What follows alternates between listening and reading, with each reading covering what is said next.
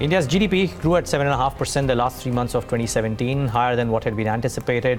Robust rise in manufacturing, construction and real estate sectors as well. Yesterday's trade data indicated some bit of improvement in merchandise exports as well. All of this, is it translating into new order inflows, or is that elusive capital account recovery still some time away? Let's put this question to somebody who supplies equipments to plants to start running. MS Unnikrishnan, the Managing Director at Thermax Johnson from Pune, to talk about this. Mr. Unnikrishnan, good morning and thank you so much for taking the time out and speaking with us at Bloomberg Quint.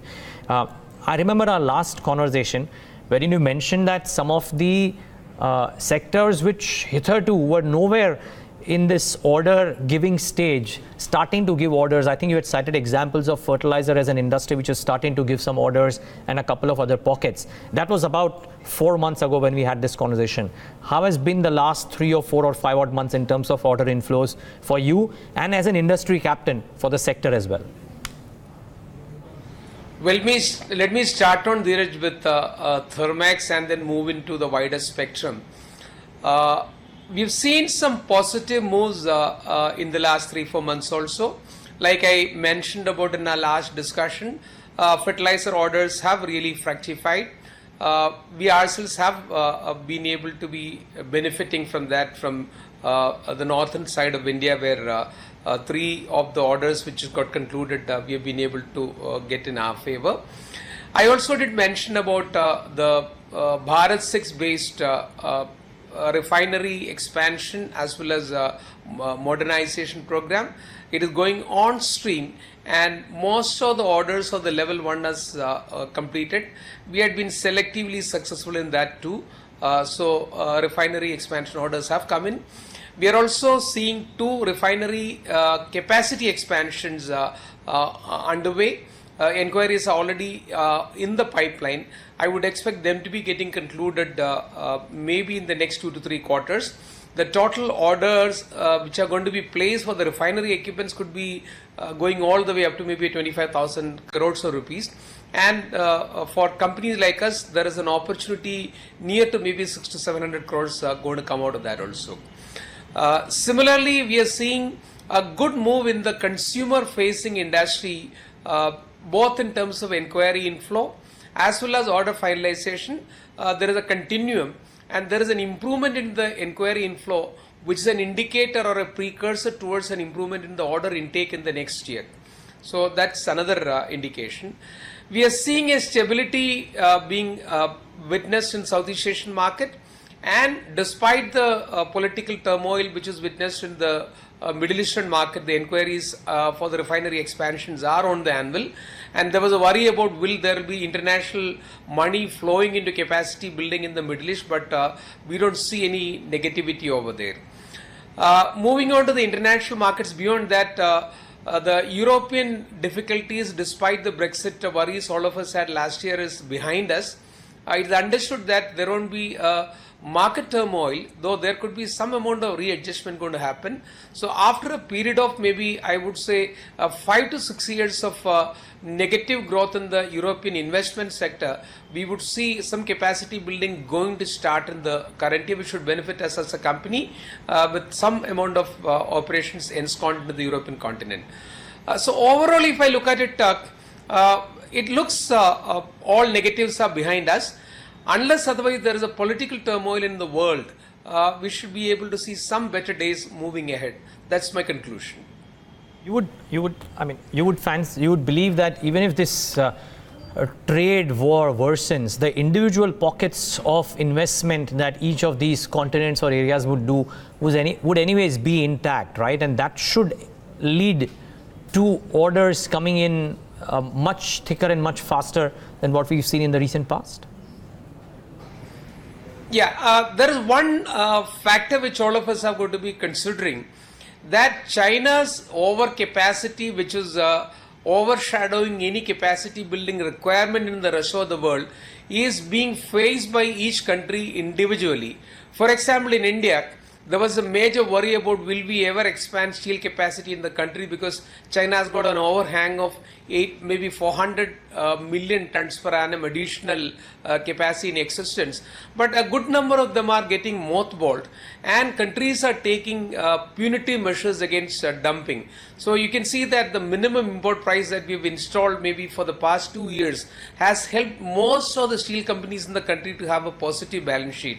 And we do see two of them, especially the JSW and Tata Kalinganagar, will go ahead with the expansion of this JSW, despite being on the anvil to take over one of the NCLT steel companies. They are going ahead with the expansion, and I'm expecting even Tata Steel to come into the market with the expansion program for Kalinganagar next year. I am seeing also a spurt of inquiries coming from the sponge iron industry from the eastern sector of India. They are doing all this in anticipation of an improvement in the capacity, and I'm very happy to tell you that the government of India has constituted a committee with 3 secretaries and some of the people from the industry participating to create a roadmap for India to increase the current steel production from 130 million tons per annum to 300 million tons per annum by 2030. So even the government of India is cognizant of the fact that further growth of the country has got to happen with internal capacity creation than import dependence. So that's something in the steel industry. Similarly, in the cement industry, we are seeing the capacity utilization picking up, and in the current budget, with almost 14.5 lakh crores of rupees being committed by the government of India for rural development, a good part of which will get into internal roads. Otherwise, we are all, we get really excited about highway construction. But in the current year, the rural road construction is something which is being focused by the government, which will also be needing a lot more of cement. So we can see greenfield and brownfield expansion programs of at least some of the major good balance sheet owners of the cement industry already ongoing. So these are all positive signs, Dheeraj, visible for us. Now, concluding all of this as an uptick as well as a reversal of the negativity, I will not move into. But I would say that we are going to look forward to some better days in the coming years. I just wanted to get a sense of the numbers. Your opening remarks spoke about you getting, I think, 6,000 or 7,000 crores worth of potential 6,000 or 7,000 crores worth of orders, or at least you being eligible for that same kind of an order as well from a particular space as well. Can we put some numbers to get a perspective? What would the order run rate have been in FY17 and the first 11 months of FY18, and what's the potential that exists over calendar year 2018 or FY19 as the case may be? If we can just do a comparison, Mr. Unnikrishnan. Yeah, for the purpose of an indicative comparison, let me tell you that we have registered in our group near to a 4,000 crore worth of order intake in FY17, which would certainly improve by I would say 25% of an improvement in the order intake in the current year is what I'm looking forward to, and maintaining that or maybe a little better than that for the year after that is what we are targeting. Now, in capital goods industry, it is not like a consumer industry where predictabilities are almost maybe within a plus or minus 5%. In capital goods industry, if you lose a big one or maybe somebody doesn't go ahead with the finalization of a larger chunky one, you can always fall flat. But the way trend is visible, current year we are in any case heading for I mentioned you 25+% order intake. And we should be able to maintain that kind of a level for the next year, though I may target a little better.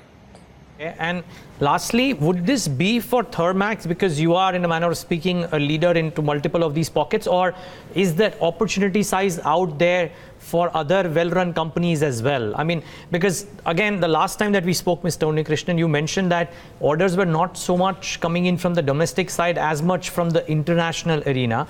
So are you in a sweet spot because of your presence in both of these pockets, or do you believe domestic oriented companies will also stand a chance or have a chance to get orders northwards of 20-25% year on year for the next 2 years? No, I will not place that, because whatever is said and done, Indian economy will grow, but there are some new added ifs and buts about India related to the results of the current election. A political uncertainty that would be prevailing post FY19, post the elections, Indian growth can be muted.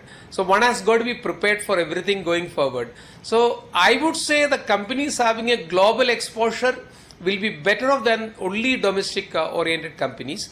And even for domestic oriented companies, post the various uncertainties that prevail after the demonetization, GST implementation and allied issues, I would say economic stability is there to prevail at maybe between 6.5 to 8% growth for the next 4 to 5 years. That is sufficient for capital goods companies to see an improvement in the domestic sector also. But it may not prevail in every sector. I would say the ones which are totally dependent upon the infrastructure in toto, they may not be able to benefit out of that. But the consumer facing industry supporting capital goods industry, road building related one, they should be doing better. But I would say that it also would demand that the companies should have a decent enough balance sheet. If they are already overstretched related to working capital, and they may not be able to gather sufficient funds either from the market or from the banking system, because be careful about one factor. Entire banking system in the country is going to be getting into I would say less risk taking in terms of lending, especially for volatile businesses. So in the next 2 to 3 years, I would believe that only those who are able to have a decent enough balance sheet will be able to grow. If you've got a very weak balance sheet, there is no bank going to help you out. And it is not, I would say, negative about that, because the system is under terrific stress, because of which those who are able to manage the balance sheet only will be able to grow in the next 3-4 years' time, unless the market is willing to support them through an IPO, maybe extra funding going to come from somewhere different. Okay, appreciate appreciate all these insights, Mr. Unnikrishnan. Thank you so much for taking the time out and speaking to us at Bloomberg Quint.